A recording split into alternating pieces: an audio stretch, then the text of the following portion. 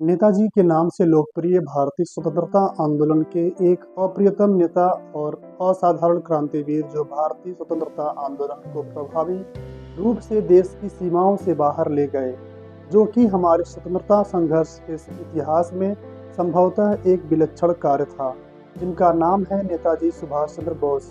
जी नमस्कार, मैं श्याम सुंदर इस एपिसोड में सुभाष चंद्र बोस की जीवन और इतिहास की सभी घटनाओं के बारे में विस्तार से बात करने वाले हैं। अंत तक बने रहें। नेताजी सुभाष चंद्र बोस का जन्म 23 जनवरी 1897 ईस्वी को उड़ीसा के कटक शहर में हिंदू कायस्थ परिवार में हुआ था। उनके पिता का नाम जानकी नाथ बोस और मां का नाम प्रभावती था। जानकी नाथ बोस कटक शहर के मशहूर वकील थे। पहले वे सरकारी वकील थे, मगर बाद में उन्होंने निजी प्रैक्टिस शुरू कर दी थी। उन्होंने कटक की महापालिका में लंबे समय तक काम किया था और वे बंगाल विधानसभा के सदस्य भी रहे थे। अंग्रेज सरकार ने उन्हें राय बहादुर का खिताब दिया था। कुल मिलाकर सुभाष चंद्र बोस का जन्म एक धनी परिवार में हुआ था, आप कहना चाहें तो कह सकते हैं। प्रभावती देवी के पिता का नाम गंगा नारायण दत्त था। दत्त परिवार को कोलकाता का एक कुलीन परिवार माना जाता था। प्रभावती और जानकी नाथ बोस की कुल मिलाकर 14 संतानें थीं, जिसमें 6 बेटियां और 8 बेटे थे। सुभाष चंद्र बोस उनकी 9वीं संतान और 5वें बेटे थे। अपने सभी भाइयों में से सुभाष को सबसे अधिक लगाव शरद चंद्र से था।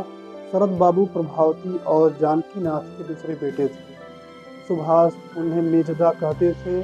शरद बाबू की पत्नी का नाम विभावती था। कटक के प्रोटेस्टेंट स्कूल में प्राइमरी शिक्षा पूर्ण कर 1909 ईस्वी में उन्होंने रेवेनसा कॉलेजिएट स्कूल में दाखिला लिया। कॉलेज के प्रिंसिपल बेनी माधव दास के व्यक्तित्व का सुभाष के मन पर अच्छा प्रभाव पड़ा। मात्र 15 वर्ष की आयु में सुभाष ने स्वामी विवेकानंद की साहित्य का पूर्ण अध्ययन कर लिया। 1915 ईस्वी में उन्होंने इंटरमीडिएट की परीक्षा बीमार होने के बावजूद द्वितीय श्रेणी में उत्तीर्ण की। 1916 में जब वे दर्शन शास्त्र ऑनर्स में बीए के छात्र थे, किसी बात पर प्रेसिडेंसी कॉलेज के अध्यापकों और छात्रों के बीच झगड़ा हो गया। सुभाष ने छात्रों का नेतृत्व संभाला, जिसके कारण उन्हें प्रेसिडेंसी कॉलेज में 1 साल के लिए निकाल दिया गया और परीक्षा देने पर प्रतिबंध भी लगा दिया गया। 49वीं बंगाल रेजिमेंट में भर्ती के लिए उन्होंने परीक्षा दी, किंतु आंखें खराब होने के कारण उन्हें सेना के लिए अयोग्य घोषित कर दिया गया।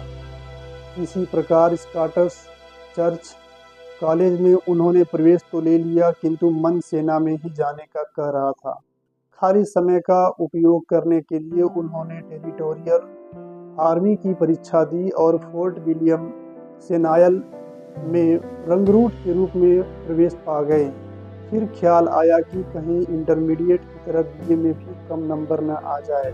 सुभाष चंद्र बोस ने खूब मन लगाकर पढ़ाई की और 1919 में बीए ऑनर्स की परीक्षा प्रथम श्रेणी में उत्तीर्ण की। कलकत्ता विश्वविद्यालय में उनका दूसरा स्थान था।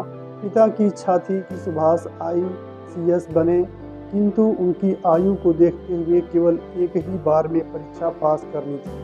उन्होंने पिता से 24 घंटे का समय यह सोचने के लिए मांगा ताकि वे परीक्षा देने या न देने पर कोई अंतिम निर्णय ले सके। सारी रात इसी असमंजस में वह जागते रहे कि क्या किया जाए। आखिर उन्होंने परीक्षा देने का फैसला किया और 15 सितंबर 1919 को इंग्लैंड चले गए। परीक्षा की तैयारी के लिए लंदन के किसी स्कूल में दाखिला न मिलने पर सुभाष ने किसी तरह किड्स विलियम हॉल में एडमिशन लेना तो बहाना था, असली मकसद तो ICS में पास होकर दिखाना था। तो उन्होंने 1920 में वरीयता सूची में चौथा स्थान प्राप्त करते हुए पास कर ली। इसके बाद सुभाष चंद्र बोस ने अपने बड़े भाई शरद चंद्र बोस को पत्र लिखकर उनकी राय जाननी चाहिए कि उनके दिलो दिमाग पर तो महर्षि दयानंद सरस्वती और महर्षि अरविंद घोष के आदर्शों ने कब्जा कर रखा है। ऐसे में ICS बनकर वह अंग्रेजों की गुलामी कैसे कर पाएंगे। 22 अप्रैल 1921 को भारतीय सचिव ES मॉन्टेग्यू को ICS से त्यागपत्र देने का पत्र लिखा। एक पत्र देशबंधु चित्तरंजन दास को लिखा, किंतु उनकी मां प्रभावती को यह पत्र मिलते ही पिता, परिवार के लोग या अन्य कोई कुछ भी कहे, उन्हें अपने बेटे के इस फैसले पर गर्व है। सुभाष जून 1921 में मानसिक एवं नैतिक विभाग में ट्राई पास ऑनर्स की डिग्री के साथ स्वदेश वापस लौट आए।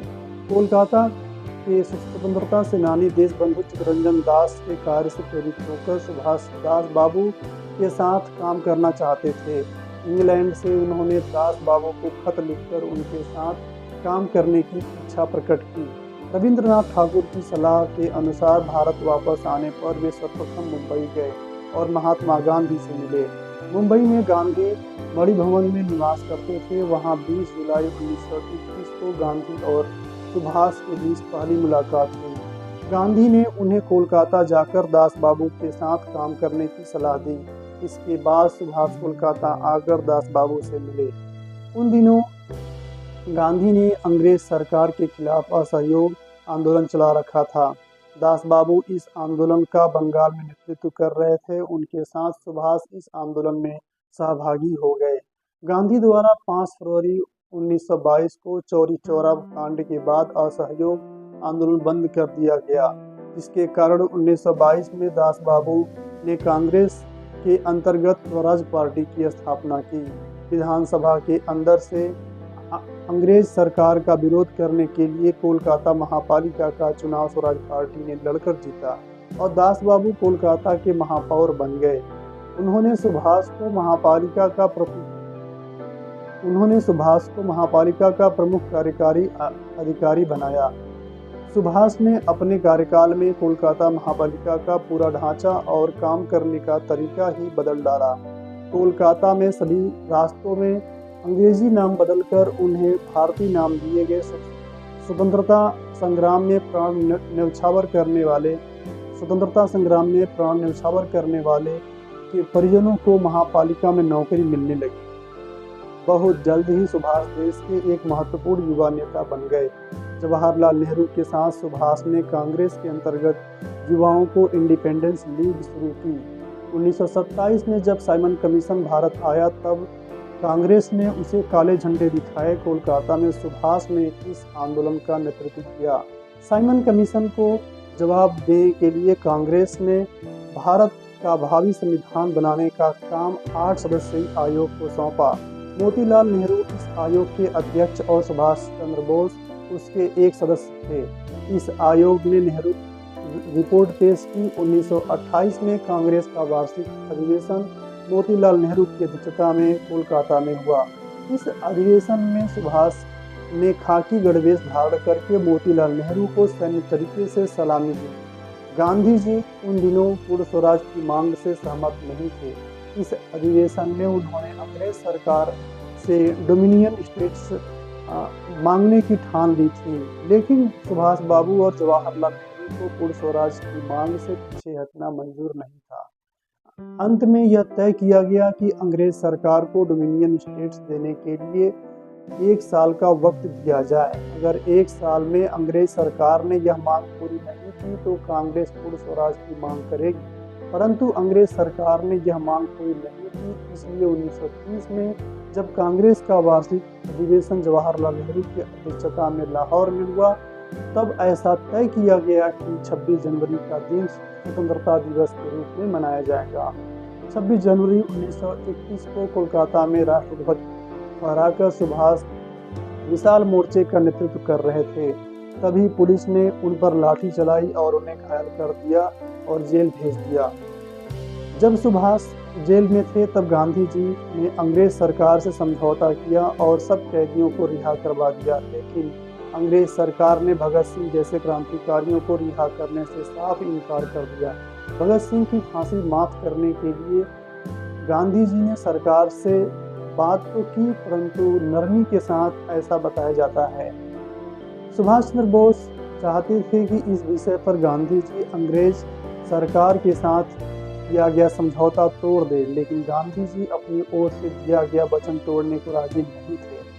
अंग्रेज सरकार अपने स्थान पर अड़ी रही और भगत सिंह व उनके साथियों को फांसी दे दी गई। भगत सिंह को न बचा पाने पर सुभाष चंद्र बोस गांधी और कांग्रेस के तरीकों से बहुत नाराज हो गए।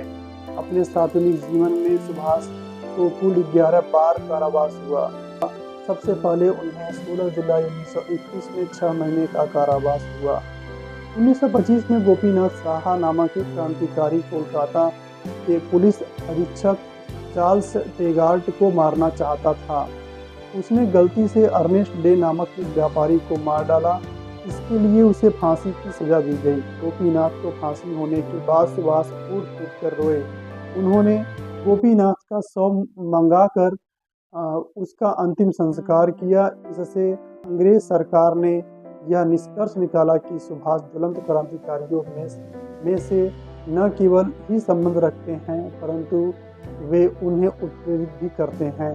इसी बहाने अंग्रेज सरकार ने सुभाष को गिरफ्तार किया और बिना कोई मुकदमा चलाए उन्हें अनिश्चित काल के लिए म्यांमार के मांडले कारागार में बंदी बनाकर भेज दिया।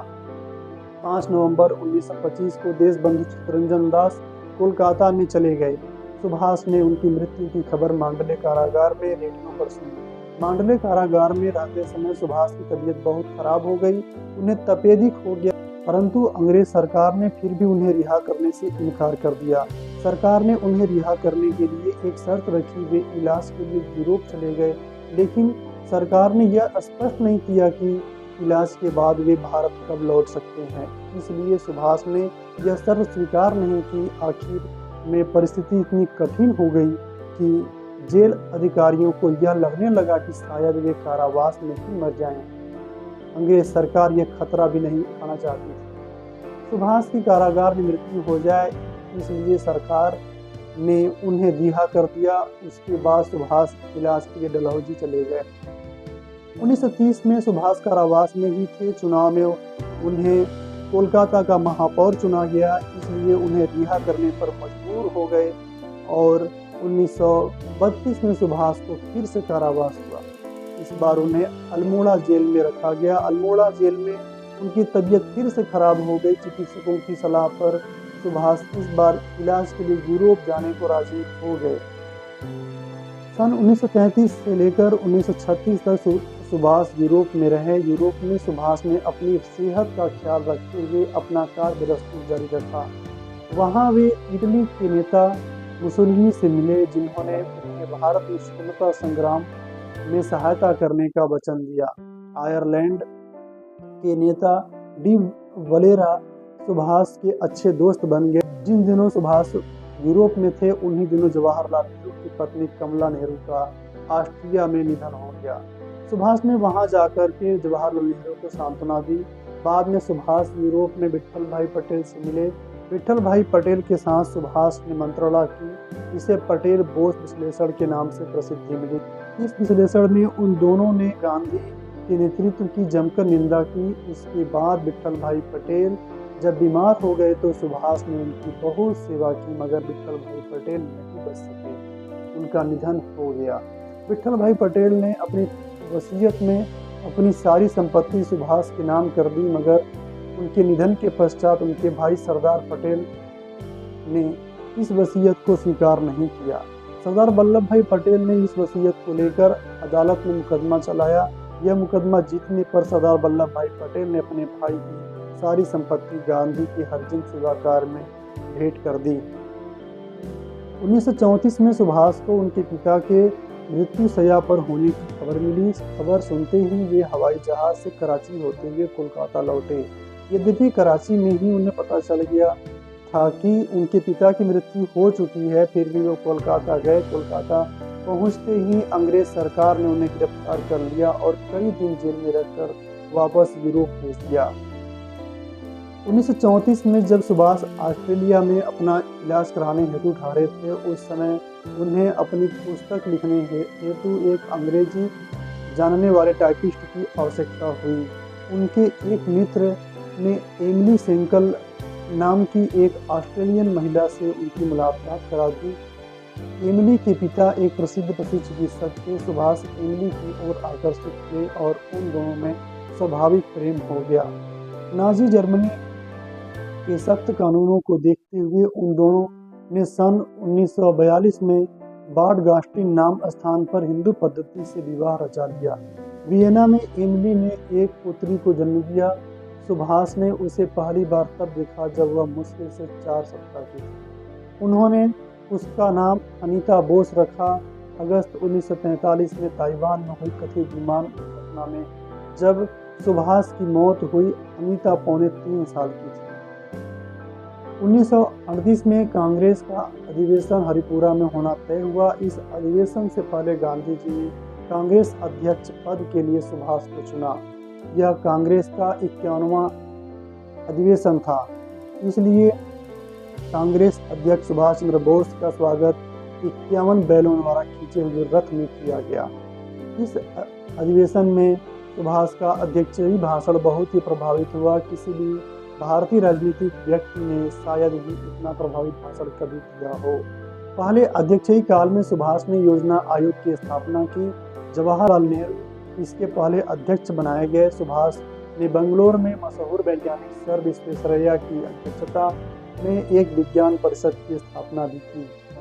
1937 में जापान ने चीन पर आक्रमण कर दिया। सुभाष की अध्यक्षता में कांग्रेस ने चीनी जनता की सहायता के लिए डॉक्टर द्वारकानाथ कोटनीस के नेतृत्व में चिकित्सकीय दल भेजने का निर्णय लिया।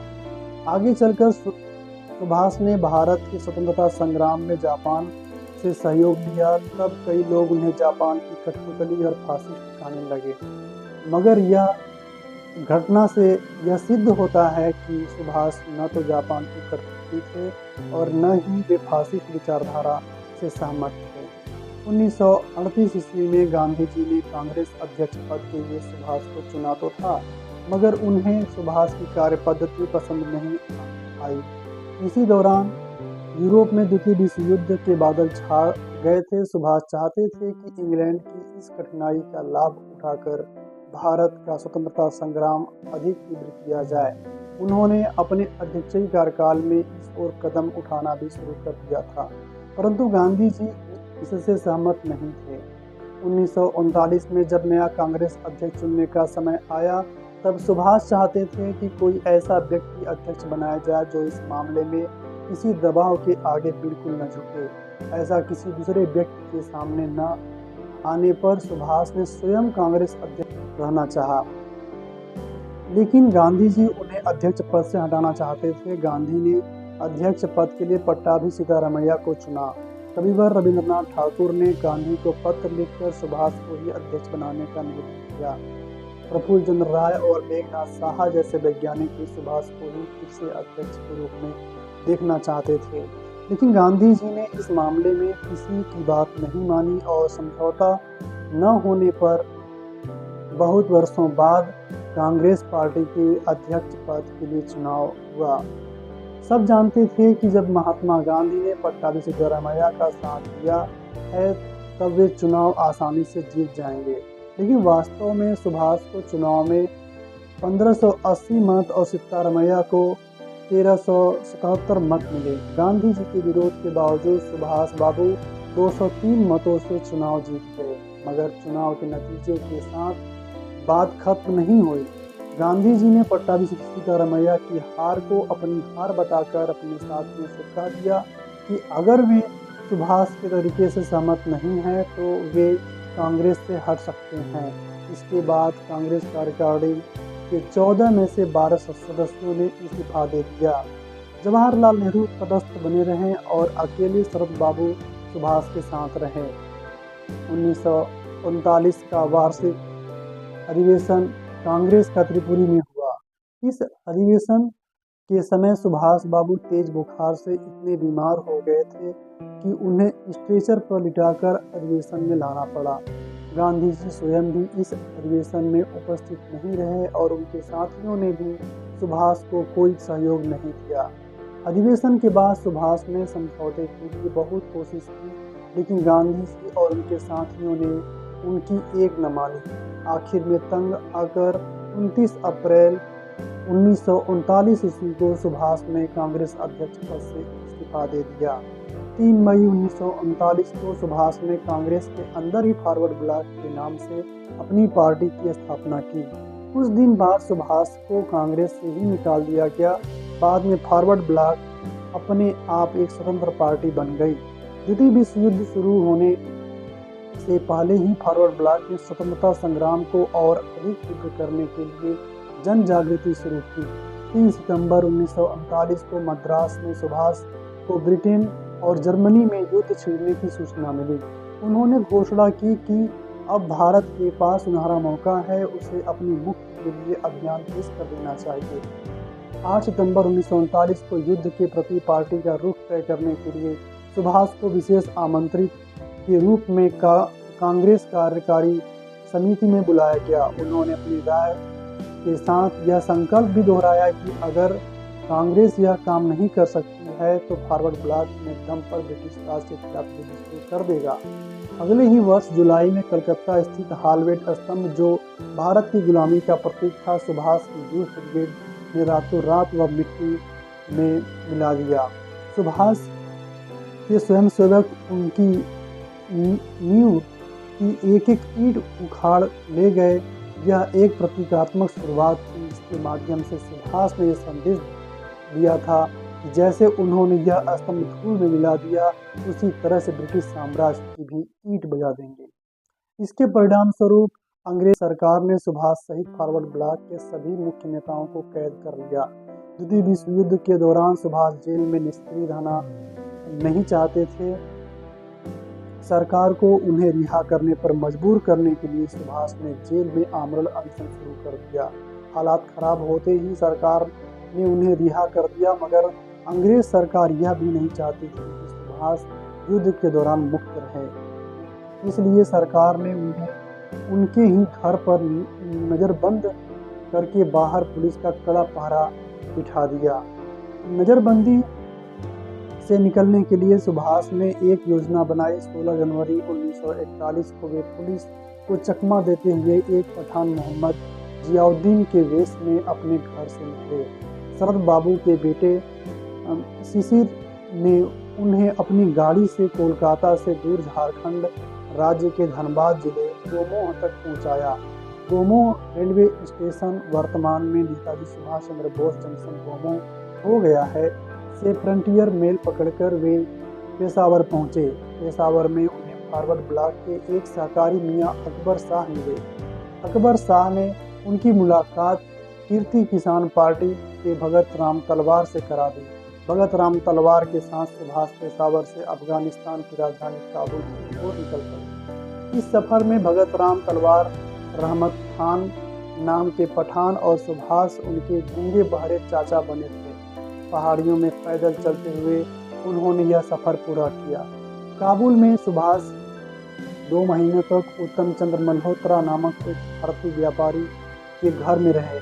वहां उन्होंने पहले रूसी दूतावास में प्रवेश पाना चाहा। इसमें नाकामयाब रहने पर उन्होंने जर्मन और इटालियन दूतावासों में प्रवेश पाने की कोशिश की। आखिर में आयरलैंडो मैजोंटा नामक इटालियन व्यक्ति बनकर सुभाष काबुल से निकलकर रूस की राजधानी मॉस्को होते हुए जर्मनी की राजधानी बर्लिन पहुंचे। बर्लिन में सुभाष चंद्र बोस सर्वप्रथम रिबेनट्रोप जैसे जर्मनी के अन्य नेताओं से मिले।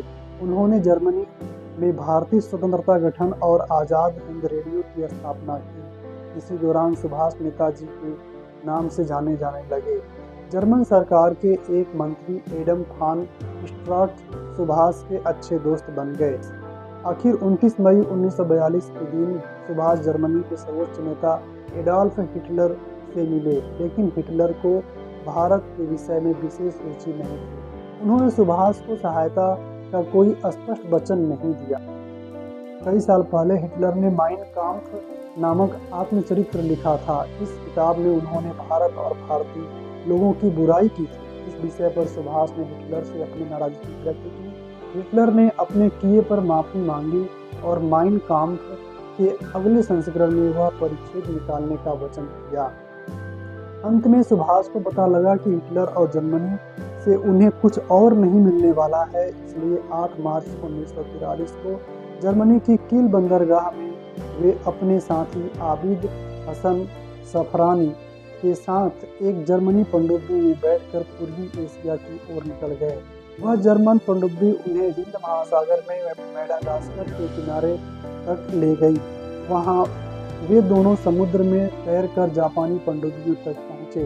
द्वितीय विश्व युद्ध के समय किन्हीं भी दो देशों की नौसेनाओं की पनडुब्बियों के द्वारा नागरिकों की यह एकमात्र अदला बदली हुई थी। यह जापान पनडुब्बी उन्हें इंडोनेशिया के पादांग बंदरगाह तक पहुंचाकर आई। पूर्वी एशिया पहुंचकर सुभाष ने सर्वप्रथम वयोवृद्ध क्रांतिकारी रासबिहारी बोस से भारतीय स्वतंत्रता परिषद का नेतृत्व संभाला। सिंगापुर के एडवर्ड पार्क में रासबिहारी ने स्वेच्छा से स्वतंत्रता परिषद का नेतृत्व सुभाष को सौंपा था। जापान के प्रधानमंत्री जनरल हिदेकी ताजो ने नेताजी की व्यक्तित्व से प्रभावित होकर उन्हें सहयोग करने का आश्वासन दिया। कई दिन पश्चात नेताजी ने जापान की संसद डायट के सामने भाषण दिया। पूर्वी एशिया में नेताजी ने अनेक भाषण देकर वहां के अस्थायी भारतीय लोगों से आज़ाद हिंद फौज में भर्ती होने और उसे आर्थिक मदद देने का आह्वान किया। उन्होंने अपने आह्वान में यह संदेश भी दिया, तुम मुझे खून दो, मैं तुम्हें आज़ादी दूंगा। द्वितीय विश्व युद्ध में जापान की हार के बाद नेताजी को नया रास्ता ढूंढना जरूरी था। उन्होंने रूस की सहायता मांगने का निश्चय किया। 18 अगस्त 1945 को नेताजी हवाई जहाज से मंचूरिया की तरफ जा रहे थे। इस सफर के दौरान वे लापता हो गए। इस दिन के बाद वे कभी किसी के दिखाई नहीं दिए। 23 अगस्त 1945 को टोक्यो रेडियो ने बताया कि सैगोन में नेताजी एक बड़े बमबार विमान से आ रहे थे कि 18 अगस्त को ताइहोकू हवाई अड्डे के पास उनका विमान दुर्घटनाग्रस्त हो गया। विमान में उनके साथ सवार जापानी जनरल सोदे पायलट तथा अन्य कुछ लोग मारे गए। नेताजी गंभीर रूप से जल गए थे। उन्हें ताइहोकू सैनिक अस्पताल ले जाया गया, जहां उन्होंने दम तोड़ दिया। कर्नल हबीबुर रहमान के अनुसार उनका अंतिम संस्कार ताइहोकू में ही कर दिया गया। सितंबर के मध्य में उनकी अस्थियां संचित करके जापान की राजधानी टोक्यो के रैकोजी मंदिर में रख दिया गया। भारतीय राष्ट्रीय अभिलेखागार से प्राप्त दस्तावेज के अनुसार नेताजी की मृत्यु 18 अगस्त 1945 को ताइहोकू के सैनिक अस्पताल में रात्रि 21 बजे हुई थी। स्वतंत्रता के पश्चात भारत सरकार ने इस घटना की जांच करने के लिए 1956 और 1977 में 2 बार आयोग नियुक्त किया। दोनों बार यह नतीजा निकला कि नेताजी उस विमान दुर्घटना में ही शहीद हो गए। 1999 में मनोज कुमार मुखर्जी के नेतृत्व में तीसरा आयोग बनाया गया। 2005 में ताइवान सरकार ने मुखर्जी आयोग को बता दिया कि 1945 में ताइवान की भूमि पर कोई हवाई जहाज दुर्घटनाग्रस्त हुआ ही नहीं था। 2005 में मुखर्जी आयोग ने भारत सरकार को अपनी रिपोर्ट पेश की, जिसमें उन्होंने कहा कि नेताजी की मृत्यु उस विमान दुर्घटना में होने का कोई सबूत नहीं है। लेकिन भारत सरकार ने मुखर्जी आयोग की रिपोर्ट को अस्वीकार कर दिया। 18 अगस्त 1945 के दिन नेताजी कहाँ लापता हो गए और उनका आगे क्या हुआ, यह भारतीय इतिहास का सबसे अंतरिक्त रहस्य रह गया है। हालांकि देश के अलग अलग हिस्सों में नेताजी को देखने और मिलने का दावा समय समय पर किया जाता रहा।